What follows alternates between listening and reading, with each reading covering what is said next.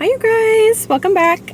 Today I wanted to make a video talking about how I have learned to process my emotions without getting consumed by them, without fully identifying with them, and without kind of getting lost in the sauce of emotion and external circumstance, because this whole entire life, it's like so many things are out of our control.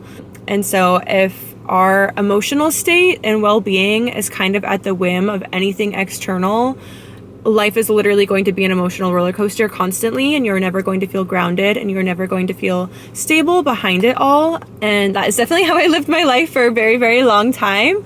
I was all over the place all the time and just felt very, very high highs and low lows, and was just dragged through the fucking mud constantly because I kind of just gave my power away and would just respond very emotionally and just not very mindfully to a lot of the things that would happen in my life. I just felt things very, very intensely, and I still feel things very, very intensely, but have learned ways to be able to observe my emotions and process my emotions and allow them to flow through me without kind of holding on to them and without them staying stuck within my body.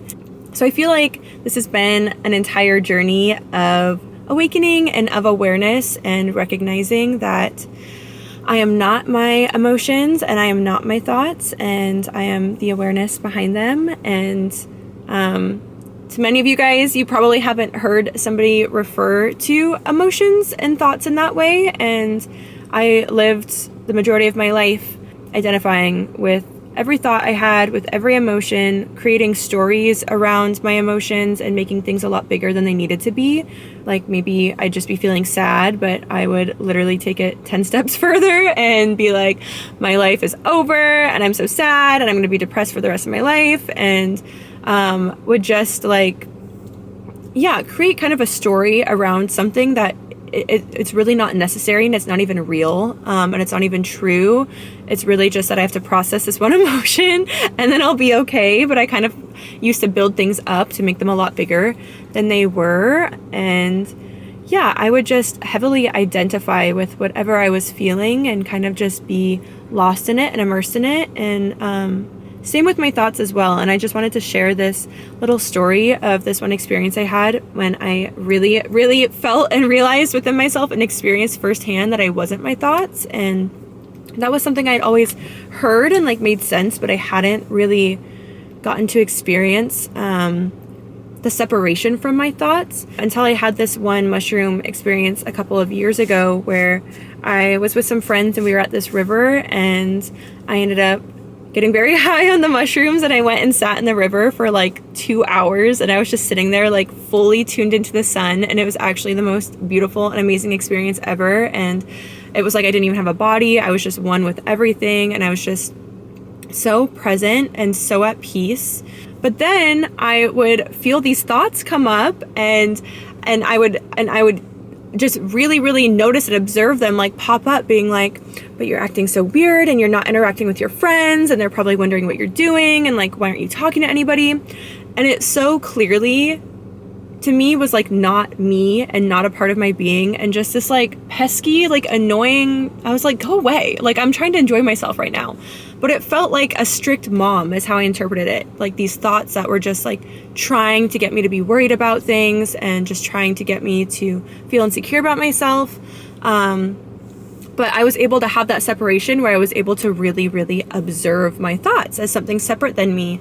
And same with my emotions as well. And just recognizing that I am a vessel, and that these emotions are supposed to flow through me, and that I'm supposed to honor them and allow them to be there and not shame them, and also not even necessarily assign them as good or bad, but just allow them to be there, and to recognize that they're there for a reason and that they're all equally as important and valid. But I do want to say that I know how miserable it can feel to have to feel really sad emotions, and to have to feel pain, and to have to work through those things, and to have to sit with those emotions.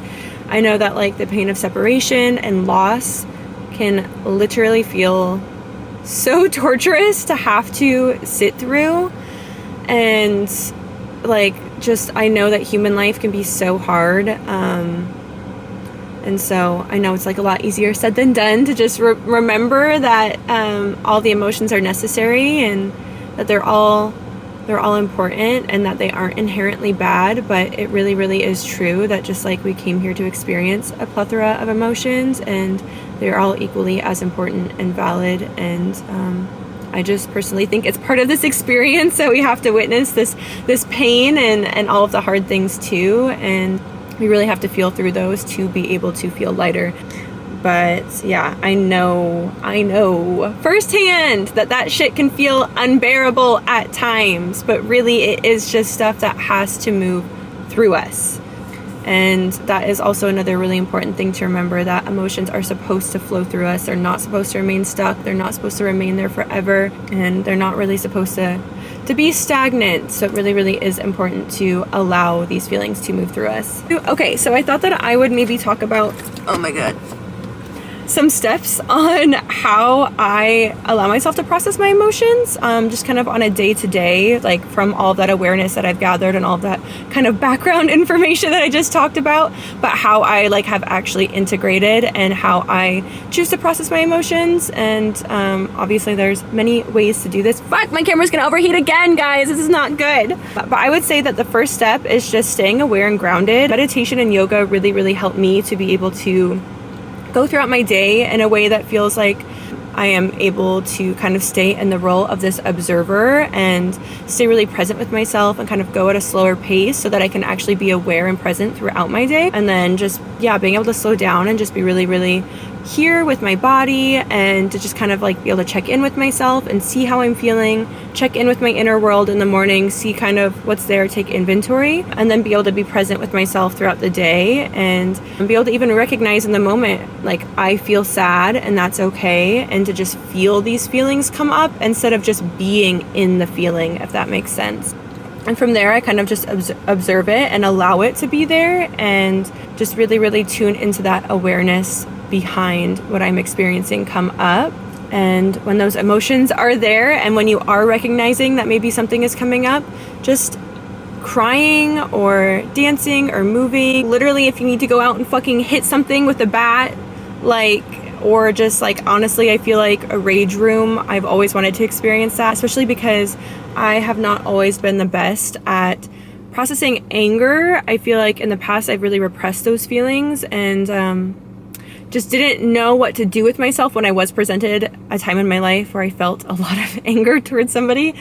And so I realized for myself that like going to the gym really helps, and like movement, but I'm sure a rage room would be fucking phenomenal as well. But just basically for you, whatever that looks like to you, whatever hobby you like to do, whatever you like to do to ease your mind, your body, whatever. Going on walks. I know a lot of people really like to go on walks. I like to do that too. Going and playing a sport or whatever. But I would say that physical activity does seem to really, really help, because I think it's important to move your body and to kind of get the feelings out of your body.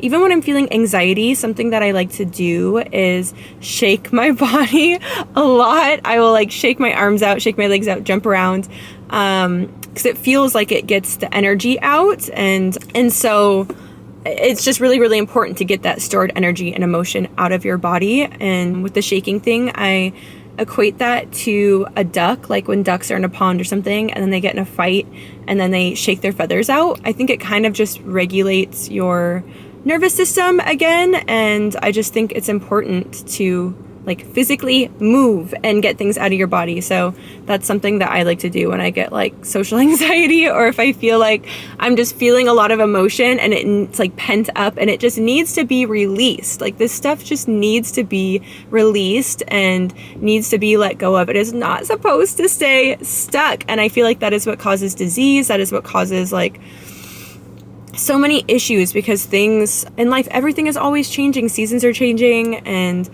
life is like so cyclical, and it's just like the only constant is change, and things are supposed to flow freely. So of course your emotions are also supposed to flow freely. But yeah, so I would just say that like if you're able to kind of go out through the day calm and grounded, then you are able to more easily recognize when a certain emotion is coming up. You are able to be more present with it. You are able to kind of tune in with your body and say, what would feel best for me right now?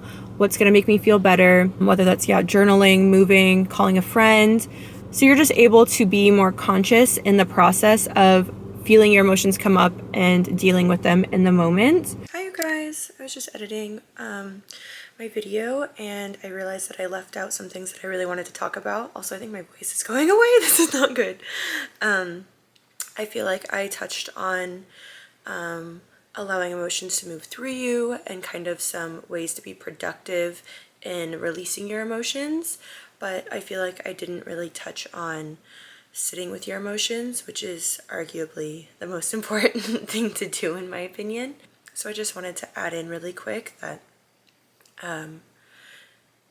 it is really, really important to simply feel your emotions and to sit with them and to just not be scared or ashamed of them, and to remember that nothing that you could feel is wrong or worthy of shame, and that it's coming up for a reason and it deserves to simply be felt. And it is really amazing that we have these different ways of processing our emotions and getting them out of our bodies and our fields and out of our beings. But it really, really is important to sometimes just dedicate the time to simply sitting with yourself and seeing what comes up and really unplugging from everything else around you, and just really, really holding space for it and just simply sitting through the feelings of whatever emotions you have stored.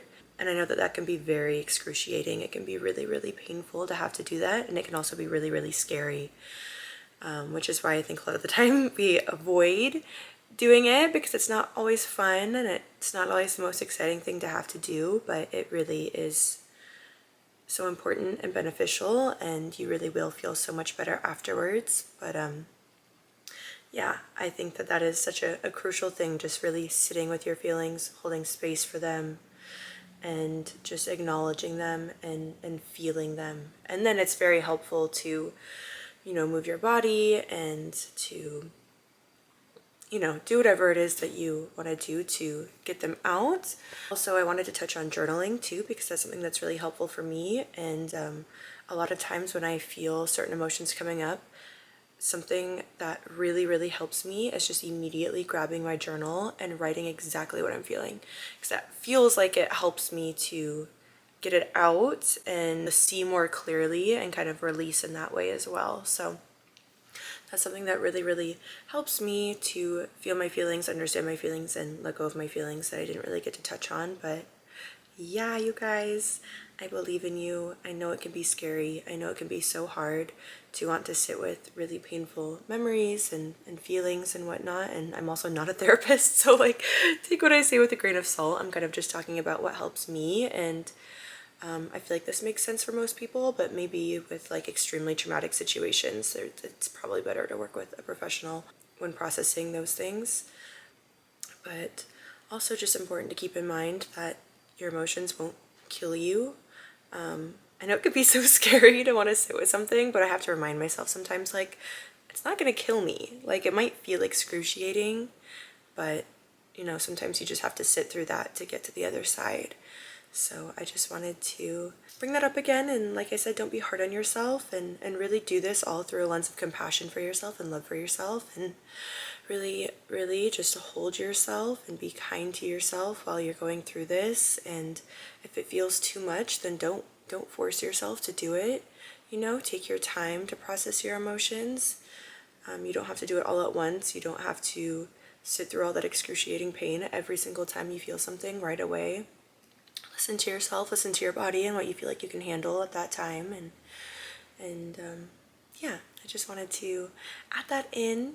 But anyways, you guys, I love you. Okay, bye.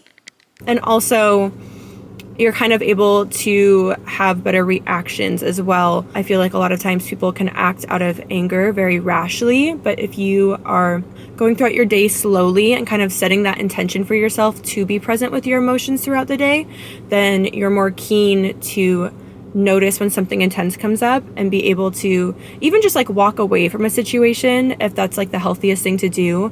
Maybe in the past you would respond by getting really worked up and yelling and screaming. I used to have this relationship with my dad where we would both just trigger each other super intensely, and we could not have a conversation without screaming at each other. And I feel like have both kind of done work on that relationship, and I've had to set some boundaries and whatnot, and I have really, really, really had to practice within myself taking deep breaths in the moment when I get really worked up, because my dad is somebody that triggers that rage in me like nobody else. And instead of like just hanging up on him, instead of like just going off on him, being able to recognize that's not actually how I personally want to respond and live my life. And so being able to take deep breaths and just take a moment for myself, being able to walk away, being able to be like, okay, I'm gonna hang up now because I just need to chill for a second, instead of just responding like out of heightened emotion. I think this is such an important skill to have. Having that discipline, having that control is major in life, but it takes practice, and it really, really takes awareness, and it really, really takes slowing down. So yeah, it's kind of like a fun little experiment that you get to do with yourself when you really like want to practice this and get better at this. When you're presented with a trigger, just seeing how you respond and improving every time. But yeah, I just wanted to remind you guys that you're not always going to be perfect at this. I am absolutely not perfect at this. I get triggered, and sometimes I respond in ways that I'm not proud of, but I think that it is just like a learning process, and it takes time, and just taking like wisdom and knowledge away from every experience that you have, and just really, really working with yourself, and just really, really practicing this consistently so that it becomes engraved, and so that the ways that you respond and process your emotions become more natural. But yeah, don't be hard on yourself if you do get swept up in emotion, because being human is so hard. And oh my God, it is just so easy to fall out of that role of the observer, and to fall out of being grounded, and to just get consumed in human life. And yeah, it's really, really tough, and things feel very intensely and very strongly. So I totally understand. But try to always bring yourself back, and just try again the next time, and become very clear on the ways that you would like to respond, and the ways that you would like to show up in the world, and what that looks like to you, so that yeah, you can continue to integrate and show up until that becomes natural for you. And also like taking it a level deeper too, just like staying aware of what is triggering you and why it's triggering you too, and being able to kind of go a little bit deeper into that as well. Our emotions really are just teachers, and they are just showing us how we feel about things, and just giving us so much information about ourselves and our experience, and like what is happening internally. So I think just really above anything else, just trying to stay curious about what is coming up and why it's coming up, instead of shaming ourselves, or instead of trying to avoid. And avoiding never does anything good. It's just going to stay stuck. It's not just going to go away. It's going to repress. It's going to cause resentment. It's going to cause friction, like just within your being. You don't want to hold on to things. So yeah, just try to provide that comfort for yourself, and be really, really kind to yourself in the process of feeling your emotions, and doing whatever feels best to you is like my biggest message of life. I really think that we're all just so different, and we need to honor that, and we just need to honor our emotions, and also like just not shame them. But anyway, you guys, I hope that this was helpful in some kind of a way. I am on this journey with you guys, but I really, really believe in us, and this has gotten so much easier for me over the years. Like I said, sometimes I still get swept up, especially when I'm on my period, especially under like specific circumstances. It can be really fucking hard, but yeah, it's a fun learning process. But I love you guys so much, and I hope you guys are doing well, and I'm sending you so much love, and I will see you guys in a video soon. Okay, bye!